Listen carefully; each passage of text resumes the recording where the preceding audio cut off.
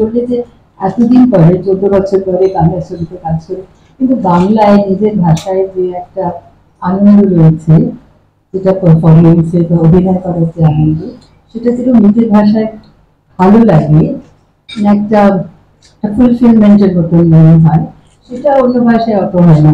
আর অন্য ভাষায় আবার ইম্প্রোভাইজ করাটাও একটু মুশকিল, কারণ বাঙালি হিসেবে যেমন জেন্ডার নেই না, ইকুকার প্রবলেম আছে, গ্রামারের প্রবলেম আছে, তো চট করে ইম্প্রোভাইজ করা, যদি আমার মনে হয় এই কথাটা যদি আমি বলতে পারি খুব ভালো লাগবে, সেটা কখনো তৎক্ষণাৎ বলা যায় না, কারণ যেহেতু গ্রামার ইনভলভ, তাই না? হ্যাঁ, একটু ভেবে এখানে যে সেন্টেন্সটা ঠিক করে, কিন্তু সেটা হয়তো নেক্সট টেকে হবে, কিন্তু এটাতে আমরা তৎক্ষণাৎ ইম্প্রোভাইজ করতে পারছি। সেই দিক থেকে আমার পক্ষে to work in a Bengali film এত বছর পরে আমার খুব ভীষণ ভালো, মানে আমার মনে হয় এত ভালো অভিনয় হয়েছে, বাংলা ভাষায় নিজের ভাষায় করতে পারি। আমার মনে হয় না কষ্ট পাওয়া আমাদের হাতে না, আমরা শুধু শুধু কষ্ট কেন পাবো?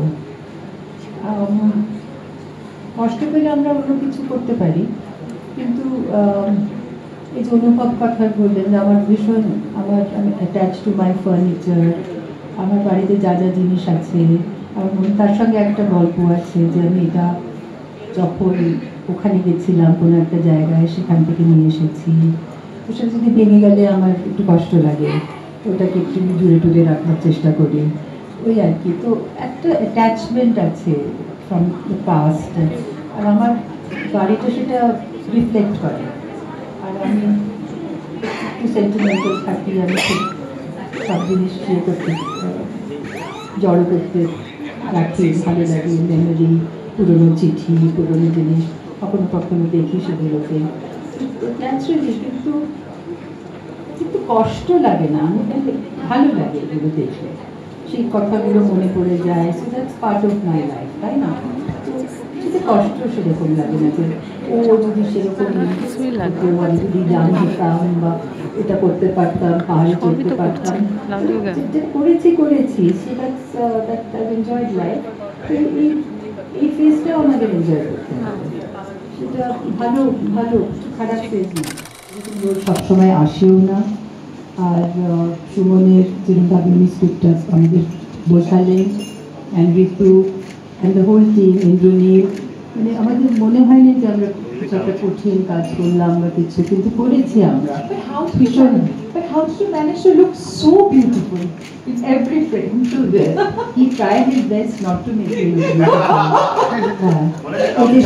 সব শীত গুলো the whole, তোমরা দেখো নি না ছবিটা, যখন দেখবে তখন দেখবে যে আমার মুখের যে সব crevices, সব micro-lenso monogene is like butter. was like magnified. মানে বয়স তো বয়স মাল্টিপ্লাই বাই ইনফিনিটি।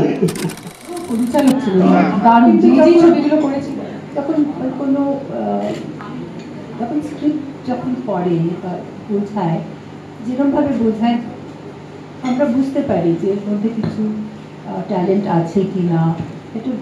এটা একটা ভিজুয়াল মিডিয়াম, তো যখন ওরা গল্পটা শোনায় তার একটা ভিজুয়াল যেটা আমার চোখের সামনে আসে, সব অভিনেতাই আমার মনে হয় যখন স্ক্রিপ্ট শোনে ভিজুয়ালি ওটা ভাবে, তো সেই জন্যে ওর বলার ধরন, এটা আমাকে কনভে করার যেটা ব্যাপার ছিল সেটা আমি করতে পেরেছিলাম। আর গল্পটা আমার খুব ভালো লেগেছিল, ন্যাচারালি, মানে খুবই, এভরিবডি হ্যাজ টু সিম্পাথাইজ উইথ হেতু, তাই না? তো আমার এখনো মনে আছে যতগুলো সিন করেছিলাম। আর তারপরে আমি একটা সুভার, দেবতার গ্রাস, সেই সুভার পাঠটা করেছিলাম, ডেফ অ্যান্ড ডাম গার্ল, একটা গ্রামে গিয়ে আমরা করেছিলাম। ওনার সঙ্গে কাজ করতে আমার ভীষণ ভালো লাগতো, খুব তাড়াতাড়ি চলে গেল, কিন্তু হি ওয়াজ এ ভেরি গুড। শোনালো, কিন্তু basically it was the scripted, কিন্তু পার্থপ্রতিম বাবুটা প্রথম ছবি এটি। হ্যাঁ, ভালো পরিচালক ছিল, হ্যাঁ। দারুণ যে যে ছবিগুলো করেছিল তখন কোনো যখন স্ক্রিপ্ট যখন পড়ে বা বোঝায়, যেরকমভাবে বোঝায় আমরা বুঝতে পারি যে এর মধ্যে কিছু ট্যালেন্ট আছে কি না। এটা একটা ভিজুয়াল মিডিয়াম, তো যখন ওরা গল্পটা শোনায় তার একটা ভিজুয়াল যেটা আমার চোখের সামনে আসে, সব অভিনেতাই আমার মনে হয় যখন স্ক্রিপ্ট শোনে ভিজুয়ালি ওটা ভাবে। তো সেই জন্যে ওর বলার ধরন, এটা আমাকে কনভে করার যেটা ব্যাপার ছিল সেটা আমি করতে পেরেছিলেন। আর গল্পটা আমার খুব ভালো লেগেছিল। ন্যাচারালি মানে খুবই এভরিবডি হ্যাজ টু সিম্পাথাইজ উইথ ভেটু, তাই না? তো আমার এখনো মনে আছে যতগুলো সিন করেছিলাম। আর তারপরে আমি একটা শুভা, দেবতার গ্রাস, সেই শুভার পাঠ করেছিলাম। ডেফ অ্যান্ড ডাম গার্ল একটা গ্রামে গিয়ে আমরা করেছিলাম। ওনার সঙ্গে কাজ করতে আমার ভীষণ ভালো লাগলো। ঋতুকে আমি চিনতাম, অনেক মঞ্চে অনেক জায়গায় ওনার সঙ্গে আলাপ হয়েছিল, কিন্তু এরকমভাবে যে একটা ইন্টিমেট আর এরকম একসঙ্গে কাজ করার যেটা একটা অনুভূতি আছে সেটা নিশ্চয়ই হয়নি কখনো।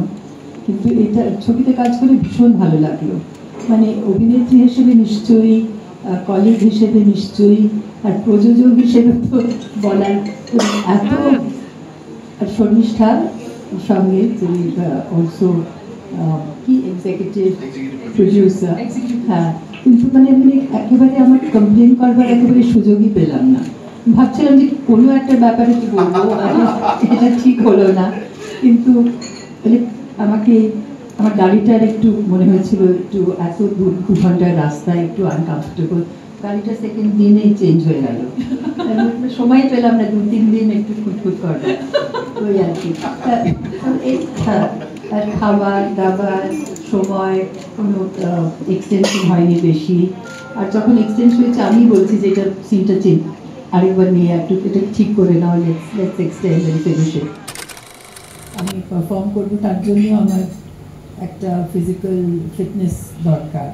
তো আমার আজকাল এত শরীরটা এরকম হচ্ছে, তো ভয় লাগছে যে কোথাও কোনো সিঁড়ি লিফট না হলে তো যেতেই পারতাম না।